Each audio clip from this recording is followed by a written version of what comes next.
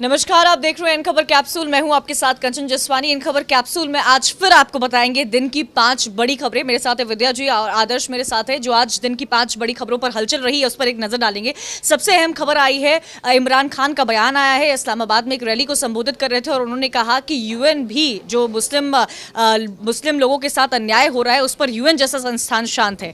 क्या दर्शाता है सर? देखिए, इमरान खान जो है बदहवासी में हैं, फ्रस्ट्रेटेड हैं और चूंकि उनको यूएन में नहीं सुना गया, पूरी दुनिया में नहीं सुना गया, अमेरिका में नहीं सुना गया, तो उन्हें समझ में नहीं आ रहा है कि क्या करें। लिहाजा देश के लोगों को सड़कों पे पहले उन्होंने निकाला, फिर अपनी भड़ास निकाली कि यदि कश्मीर में मुस्लिम की जगह कोई और होता तो फिर पूरी दुनिया में हलचल मच जाती। इसका मतलब कि यूएन भी मुस्लिम विरोधी है। तो सिवाय इसे कि फ्रस्ट्रेशन में बोल रहे हैं और कुछ नहीं कर सकते। सर, जो ननकाना साहिब में हुआ है, एक सिख लड़की को, सिख समुदाय की लड़की का धर्म परिवर्तन कराया गया है, वीडियो वायरल हो रहा है, उस पर क्यों नहीं इमरान खान कुछ कह रहे हैं? उधर पंजाब के मंत्री कह रहे हैं, यहाँ पर पंजाब के मुख्यमंत्री अमरिंदर सिंह का बयान आया, हरभजन का आ रहा है, उस पर क्यों नहीं कुछ एक्शन ले रहे हैं? इमरान खान उस पर नहीं बोलेंगे। इमरान खान चाइना में सिंजियांग प्रांत में जहाँ 2 करोड़ मुस्लिमों को प्रताड़ित किया जा रहा है उस पर नहीं बोलेंगे। सिर्फ वो कश्मीर पे बोलेंगे, क्योंकि जान रहे हैं कि उनका वजूद और उनकी आर्मी का वजूद सिर्फ और सिर्फ कश्मीर की वजह से है, इसलिए वो बोलेंगे। रही बात ग्रंथि की, और पाकिस्तान में पहले हिंदुओं की कितनी संख्या हुआ करती थी, आज कितनी घट करके हो गई, उस पर वो कभी नहीं बोलेंगे। तो उनके यहाँ या उनके आसपास उनके सदाबहार दोस्त के यहाँ जो कुछ भी अन्याय हो रहा है उस पर न बोलना उनकी मजबूरी है। पर वो यूएन में बोलेंगे। 27 सितंबर को जाएंगे और उनका भाषण है। सबकी नजरें टिकी हुई है कि यूएन में कश्मीर के अलावा वो कौन सा राग अल पाएंगे वहां पर। दूसरे दिन की बड़ी खबर का जिक्र करते हैं। आपने देखा होगा ये वीडियो काफी सोशल मीडिया पर वायरल हो रहा है और ये खबर भी पाकिस्तान से जुड़ी हुई है। पाकिस्तान के रेल मंत्री जो पहले भी विवादित बयान के चलते सुर्खियों में थे, शेख रशीद को आज झटका लगा है, करंट लगा है, जोर का झटका लगा है। अल्लाह भी उनके साथ नहीं है सर। शेख रशीद बेचारे करे क्या? लंदन में गए थे तो वहाँ पे उनके अंडे चल गए, पाकिस्तानियों ने ही फेंके। मलिहा लोधी की क्या गति हुई सबने देखा था, वीडियो वायरल हुआ था। उसके बाद शेख रशीद ने यह भी ऐलान कर दिया कि अक्टूबर-नवंबर तक भारत पाकिस्तान के बीच में जंग होकर के रहेगी। और आज जैसे ही जब वो मोदी का नाम ले रहे थे तो उनको बिजली का झटका लग गया। तब उनको पता चल गया होगा कि मोदी के नाम में कितनी ताकत है, कितना करंट है। मोदी की करंट, हर जगह उनका मोदी का करंट नजर आ रहा है और इससे कहीं ना कहीं एक बहुत बड़ा लेसन तो जरूर कन्वे किया हुआ होगा पाकिस्तान की पूरी आवाम को। तीसरी बड़ी खबर का रुख करते हैं जो कि बिहार से आ रही है। सुशासन बाबू का ये एक सर्कुलर जारी किया गया है और उसमें कहा गया है कि दफ्तर में जब लोग आएंगे तो वो सभ्य कपड़ों में आएंगे, टी शर्ट जीन्स में नहीं नजर आएंगे। ठीक है, ये बहुत अच्छा स्टेप लिया गया है, हम इसकी सराहना कर रहे हैं आदर्श। पर जो बिहार में ये राइफल लेकर उनके विधायक नजर आ रहे हैं, बिहार में कब डेकोरम नजर आएगा?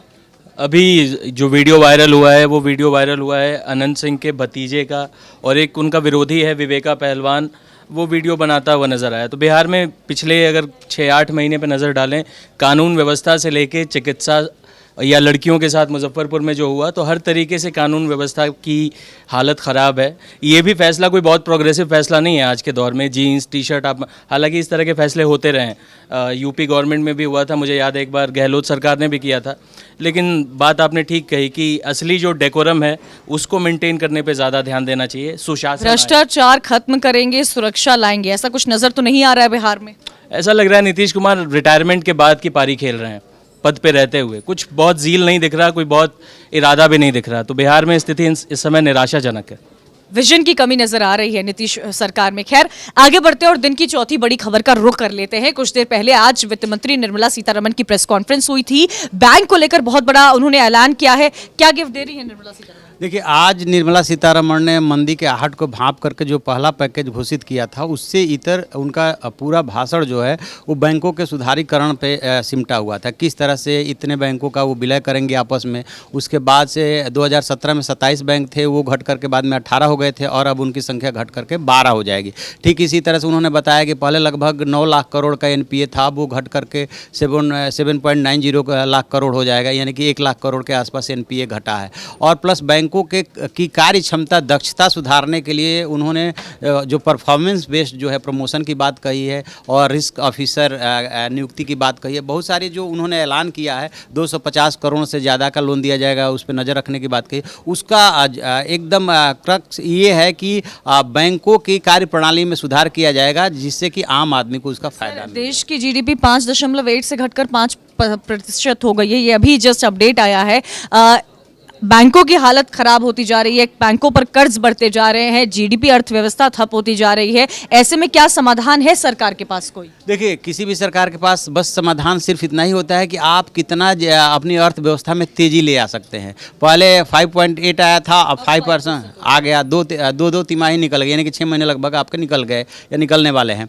तो अब सरकार के पास यही तो हो सकता है कि वो कह रहे हैं कि हम अगले 5 सालों में इतने लाख करोड़ का निवेश करेंगे, इंफ्रास्ट्रक्चर में निवेश करेंगे। की इकोनॉमी कैसे बनाएंगे सर? अभी फिलहाल के हालत में स्थिति में तो मुश्किल है, इसलिए मुश्किल है कि जो आप सोच रहे थे कि हम 7% से ऊपर अपनी ले जाएंगे रफ्तार को, आर्थिक विकास दर को, वो नहीं हो पाएगा, रोजगार सृजित नहीं होगा, तो स्वाभाविक है कि आप जो है पीछे जाएंगे, तो उसको टारगेट को अचीव करने में टाइम तो लग ही जाएगा फिर तो। दिन की आखिरी बड़ी और सबसे अहम खबर का जिक्र कर लेते हैं जिसका सीधा आपसे सरोकार है। कल आईटीआर फाइल करने का आखिरी दिन है। अगर आपने नहीं किया है तो अभी भी आपके पास समय है, ये वीडियो देखिए और आईटीआर को भी साथ साथ अपलोड कीजिए। आदर्श, आपने फाइल कर दिया आईटीआर? मैंने तो कर दिया, और ये अफवाह भी चल रही है कि 31 सितंबर तक वो डेट बढ़ गई है। वो अफवाह है, र्यूमर है, आप उस पर ध्यान मत दीजिए। कल आखिरी तारीख है आईटीआर भरने की।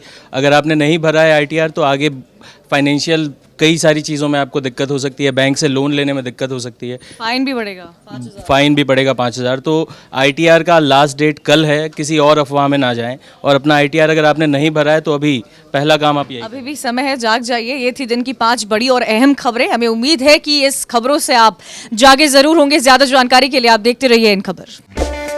इन खबर चैनल को सब्सक्राइब करें और बेल आइकन दबाना ना भूलें।